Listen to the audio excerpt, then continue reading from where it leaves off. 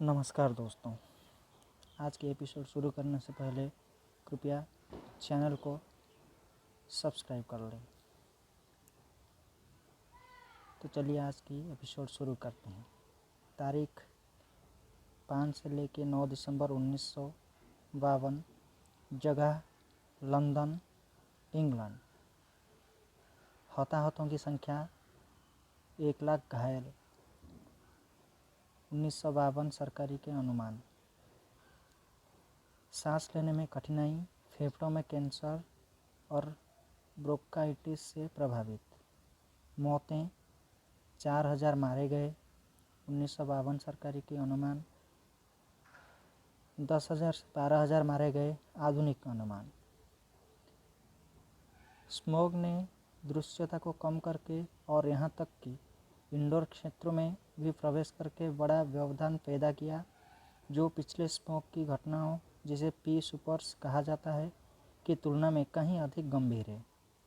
घटना के बाद के हफ्तों में सरकारी चिकित्सा रिपोर्टों में अनुमान लगाया गया कि स्मॉग के प्रत्यक्ष परिणाम के रूप में 4000 लोगों की मृत्यु हो गई थी और मानव श्वसन पथ पर स्मॉग के प्रभाव से 1 लाख से अधिक लोग बीमार हो गए थे। हाल के शोध से पता चलता है कि 10,000 से 12,000 के बीच मौतों के अनुमान के साथ मरने वालों की कुल संख्या काफ़ी अधिक थी। लंदन की खराब वायु गुणवत्ता कम से कम 13वीं शताब्दी से ही एक समस्या रही है। डायरीकार जॉन एवलिन ने 1661 में फ्यूमीफुगियम में लंदन की हवा और धुएं की असुविधा के बारे में लिखा था, जो वायु प्रदूषण के बारे में लिखी गई पहली किताब थी। हालांकि ग्रेट स्मॉग शहर द्वारा पहले कभी अनुभव की गई किसी भी चीज़ से कई गुना अधिक खराब था। इसे यूनाइटेड किंगडम में इतिहास में सबसे खराब वायु प्रदूषण घटना माना जाता है और पर्यावरण अनुसंधान पर इसके प्रभावों के लिए सबसे महत्वपूर्ण है। सरकारी विनियमन और वायु गुणवत्ता और स्वास्थ्य के बीच संबंधों के बारे में सार्वजनिक जागरूकता। इसके कारण प्रथाओं और विनियमों में कई बदलाव हुए, जिनमें स्वच्छ वायु अधिनियम 1956 भी शामिल है। क्या थी उस स्मॉग की पृष्ठभूमि, उसको जान लेते हैं। ग्रेट स्मॉग से पहले और उसके दौरान असामान्य रूप से ठंडे मौसम की अवधि के कारण लंदन वासियों को खुद को गर्म रखने के लिए सामान्य से कहीं अधिक कोयला जलाना पड़ा, जबकि बेहतर गुणवत्ता वाले कठोर कोयले, जिसे एंथ्रेसाइट कहते हैं, को द्वितीय विश्व युद्ध के ऋणों का भुगतान करने के लिए निर्यात किया जाता था। युद्ध के बाद का घरेलू कोयला अपेक्षाकृत कम ग्रेड सल्फ्यूरिक युक्त किस्म का होता था, जिसे नॉटिस्लेक कहा जाता था, जिससे धुएं में सल्फर डाइऑक्साइड की मात्रा बढ़ गई। ग्रेटर लंदन क्षेत्र में फुलहम, बैटरसी, बैंकसाइड, ग्रीनविच और किंगस्टन अपॉन टेम्स सहित कई कोयला आधारित बिजली स्टेशन भी थे। इस सभी ने प्रदूषण में वृद्धि की। यूके के मौसम कार्यालय के अनुसार धुंध की अवधि के दौरान प्रत्येक दिन निम्नलिखित प्रदूषक उत्सर्जित होते थे: 1000 टन धुएं के कण, 140 tonne hydrochloric acid, 14 tonne fluorine यौगिक और 370 टन सल्फर डाइऑक्साइड, जो 800 टन में परिवर्तित हो सकते थे। सल्फ्यूरिक एसिड का लंदन के कोहरे में पानी की बूंदों के अपेक्षाकृत बड़े आकार ने तरल की अम्लता को प्रतिक्रिया को रोकने के लिए पर्याप्त मात्रा में बढ़ाए बिना सल्फेट्स के उत्पादन की अनुमति दी, और जब सूरज द्वारा कोहरे को जला दिया गया तो परिणामी पतला एसिड केंद्रित हो गया। शोध से पता चलता है कि बैटरसी में लगाए गए अतिरिक्त प्रदूषण रोकथाम प्रणालियों ने हवा की गुणवत्ता को खराब कर दिया है। फ्लू गैस की धुलाई से फ्लू गैसों का तापमान कम हो गया, जिससे वह ऊपर नहीं उठी बल्कि जमीनी स्तर पर गिर गईं, जिससे स्थानीय उपद्रव हुआ। इसके अतिरिक्त वाहन निकास से प्रदूषण और धुआं था, विशेष रूप से भाप इंजनों और डीजल ईंधन वाली बसों से, जिन्होंने हाल ही में छोड़ी गई इलेक्ट्रिक ट्रम प्रणाली को बदल दिया था। अन्य औद्योगिक और वाणिज्यिक स्रोतों ने भी वायु प्रदूषण की योगदान किया। मौसम क्या थी उस दिन, उसको भी जान लेते हैं।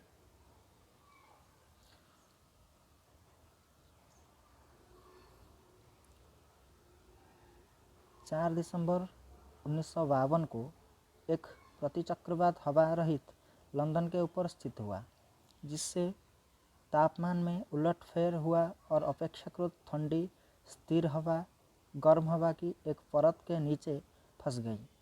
परिणामी कोहरा, घरेलू और औद्योगिक चिमनियों से निकलने वाले धुएं, मोटर वाहन के धुएं जैसे कोड़ों और सल्फर डाइऑक्साइड जैसे अन्य प्रदूषकों के साथ मिलकर लगातार स्मॉग बना, जिसने अगले दिन राजधानी को ठग लिया।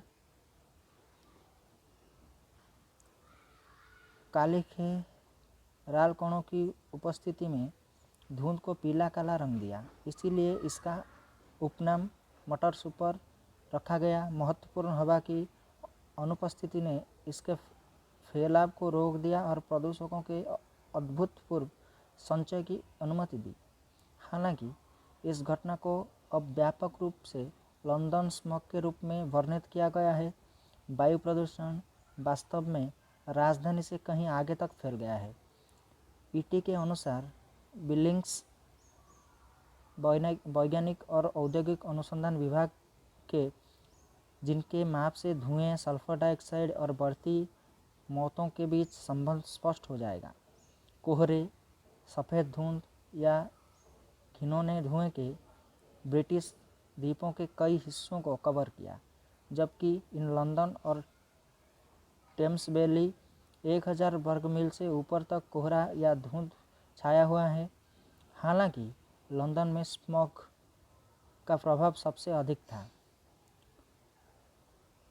उस दिन लंदन पर असर क्या थी, उसको भी जान लेते हैं। उस दिन लंदन में कोई घबराहट नहीं थी, क्योंकि लंदन अपने कोहरे के लिए बदनाम था। हालांकि यह किसी भी पिछले मटर सुपर की तुलना में अधिक सघन और लंबे समय तक चलने वाला था। दृश्यता कुछ मीटर तक कम हो गई थी। एक आगंतुक ने कहा था कि यह जैसे आप अंधे थे, जिससे ड्राइविंग मुश्किल या कभी कभी असंभव हो गई थी। लंदन अंडरग्राउंड के अलावा सार्वजनिक परिवहन बंद हो गया और एम्बुलेंस सेवा भी बंद हो गई, जिससे लोगों को खुद ही अस्पताल जाना पड़ा। स्मॉग इतना घना था कि यह घर के अंदर भी घुस गया, जिसके परिणाम स्वरूप संगीत कार्यक्रम और फिल्म स्क्रीनिंग रद्द कर दी गई, क्योंकि बड़े बंद स्थानों में दृश्यता कम हो गई और सीटों से स्टेज और स्क्रीन को देखना कठिन हो गया। आउटडोर खेल प्रतियोगिताएं भी रद्द कर दी गईं।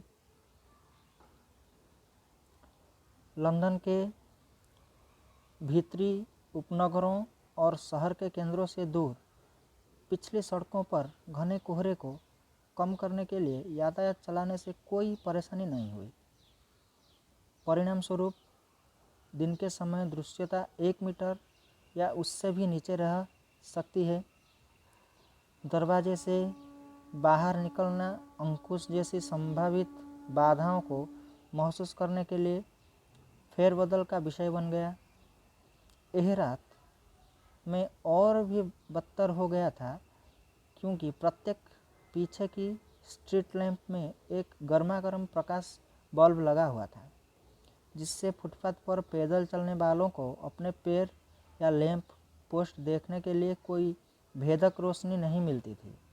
कोहरे को भेदने वाले फ्लोरोसेंट लैंप 1950 के दशक तक व्यापक रूप से उपलब्ध नहीं हुए थे।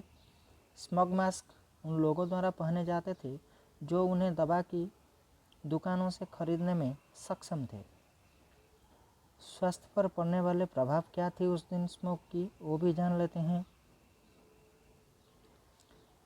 आने वाले हफ्तों में चिकित्सा सेवाओं द्वारा संकलित आंकड़ों से पता चला कि कोहरे ने 4000 लोगों की जान ले ली थी। पीड़ितों में से कई बहुत युवा या बुजुर्ग थे या उन्हें पहले से ही श्वसन या हृदय संबंधी समस्याएं थी। फरवरी 1953 में मार्क्स लिप्टन ने हाउस ऑफ कॉमन्स में सुझाव दिया कि कोहरे के कारण 6000 लोगों की मौत हुई थी और उस अवधि के दौरान लंदन में 25,000 से अधिक लोगों ने बीमारी लाभ का दावा किया था। कोहरे के बाद कई महीने तक मृत्यु दर बढ़ी रही। एक प्रारंभिक रिपोर्ट, जिसे कभी अंतिम रूप नहीं दिया गया, ने उन मौतों के लिए इन्फ्लुएंजा महामारी को जिम्मेदार ठहराया। उभरते सबूतों से पता चला कि मौतों का केवल एक अंश इन्फ्लुएंजा से हो सकता है। ईटी बिंकल्स, जो सरकार के वैज्ञानिक और औद्योगिक अनुसंधान विभाग में वायुमंडलीय प्रदूषण के प्रभारी अधिकारी के रूप में उस समय प्रभावी रूप से ब्रिटेन के शीर्ष प्रदूषण विशेषज्ञ थे, दिसंबर 1952 से मार्च 1953 की अवधि के लिए बढ़ी हुई मृत्यु दर का एक चार्ट बनाया और पाया शुरुआत में गिनती से अधिक 8000 मौतें हुई, जिससे कुल मिलाकर 12000 मौतें हुई। अधिकांश मौतें श्वसन पथ के संक्रमण, हाइपोक्सिया और स्मोक के कारण फेफड़ों के संक्रमण से उत्पन्न मवाद के कारण वायुमार्ग में यांत्रिक रुकावट के परिणाम स्वरूप हुई। फेफड़ों के संक्रमण मुख्य रूप से ब्रोंकोपनिया या क्रोनिक ब्रोंकाइटिस पर आरोपित तीव्र प्यूरुलेंट ब्रोंकाइटिस थे। 2004 में प्रकाशित शोध से पता चलता है कि मरने वालों की संख्या लगभग 12000 थी, जो उस समय की आधिकारिक सरकार की तुलना में लगभग 3 से 4 गुना अधिक थी। लेकिन बिलिंग्स द्वारा मूल रूप से अनुमानित आंकड़े के बहुत करीब थी। दीर्घावधि में जो व्यक्ति स्मोक के समय भ्रूण या शिशु थे, उनकी वृद्धि उनके साथियों की तुलना में कम हो गई और उनका श्वसन स्वास्थ्य खराब हो गया। पर्यावरणीय प्रभाव क्या थी उसको भी जान लेते हैं। 1952 से पर्यावरण कानून जैसे लंदन शहर अधिनियम 1954 और 1956 और 1968 के स्वच्छ वायु अधिनियम के कारण वायु प्रदूषण में कमी आई। घर के मालिकों को खुली कोयले की आग के स्थान पर वैकल्पिक विकल्प जैसे कि गैस की आग लगाना, या जो लोग इसके बजाय न्यूनतम धुआं पैदा करने वाली कोक जलाना पसंद करते थे, उसके लिए वित्तीय प्रोत्साहन की पेशकश की गई थी। केंद्रीय हीटिंग गैस, बिजली, तेल या अनुमत ठोस ईंधन का उपयोग करके उस समय अधिकांश आवासों में दुर्लभ था। 1960 के दशक के अंत तक इसे समर्थन नहीं मिला। सुधारों के बावजूद लगभग 10 साल बाद दिसंबर 1962 की शुरुआत में स्मोक की एक और घटना को रोकने के लिए अपर्याप्त प्रगति हुई थी।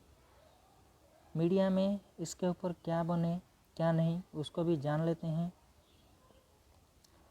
द ग्रेट स्मॉग नेटफ्लिक्स के द क्राउन के सीजन 1 एपिसोड 4 का केंद्रीय फोकस है। घटना के चित्रण को आलोचकों द्वारा यथोचित सटीक माना गया, हालांकि राजनीतिक महत्व और अस्पतालों में अराजकता को बहुत बढ़ा चढ़ाकर पेश किया गया। बीबीसी होम सर्विस पर 21 दिसंबर 1954 को प्रसारित द गून शो का एक एपिसोड, जिसका शीर्षक फोरग था, जानलेवा कोहरे संकट पर एक हल्का सा व्यंग था।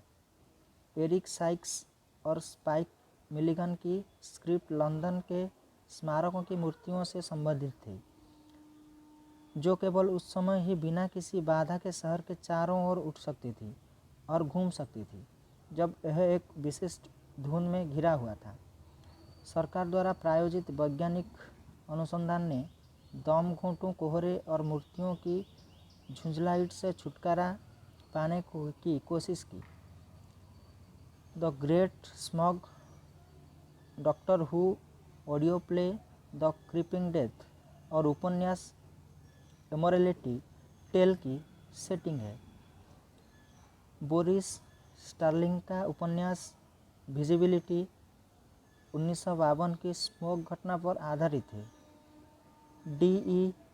स्टीवेंसन का उपन्यास द टॉल स्ट्रेंजर, जो 1957 में प्रकाशित हुआ था, घने कोहरे के साथ शुरू होता है, जो 1952 की स्मोक घटना के स्पष्ट संदर्भ है।